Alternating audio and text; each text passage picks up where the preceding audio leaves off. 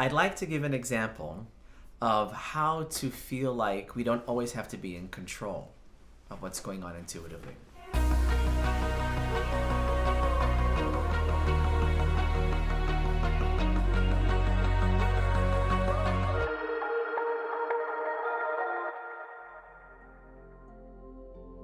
I was doing a session with a very dear friend of mine, and I do a lot of writing during sessions. I do a lot of automatic writing, and I write down the information before the session, and I write down the information as the session is happening. And she had a past person in her lineage line she had never met. This was the fifth line up, so this would be her fourth great grandfather.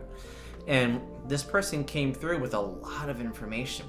And I was trying to tell her who was in the room with her and the information that they had. And, she says, that's really interesting because, there's a lot of stuff that happened in our family line that we don't really talk about, but they wanted to talk about it. So there was a moment where I'm writing everything down, and I could feel that this person was getting frustrated in that moment because I was being a medium. I was in the middle of their information and the session, right? I'm sitting in the middle. But sometimes my brain doesn't work fast enough for them, and they actually want to put me into their experience, and that would be channeling. And that's the difference between medium and channeling. And in that moment, this man decided to channel the information. So all of a sudden, I was this individual, and I could see him going through a door, going down a field, showing me all this information as if it was happening to him. And the information that came in was a little traumatic, right? So I'm writing it all down at the same time. I'm seeing this information, and I'm writing it down. And in that moment, my brain is saying, as you're writing down, I don't want to write about the trauma that I'm seeing. So I'm watching it, but I'm going to choose to not write that. I'm going to choose to talk about the lesson that's coming in afterwards. So that's what I start to write down. And I'm not looking at what my pen is doing, right? I'm just writing it down. I'm writing down all the lesson information and what are we learning from this and not the trauma. And then I closed my book, and I decided to, in the session, I was on Zoom, I decided to read what I had written to the individual. And I asked if it was okay, and she says, of course it's okay. I would love to hear, because you're talking about some things that we've always kind of suspected. There's some things that are going on that we don't know a lot about. So please read what you wrote. And I opened up my booklet that I write everything in, and I was gonna read to them all the stuff that was the lessons. But that's not what happened. This is about me relinquishing control.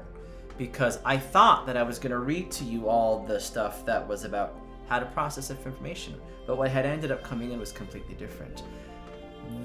The fourth great grandfather wrote a letter. Literally wrote a letter.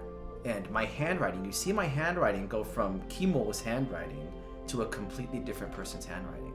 Like, it was cursive and it slanted to the side. I don't write that way.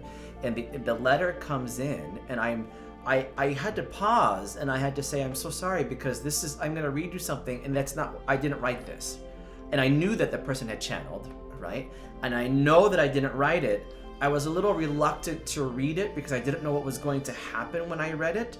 But I also knew that the letter wasn't for me. It was for the person. So I had to read it to them. And when I read it, the language that they used was exactly the language that the living needed to hear.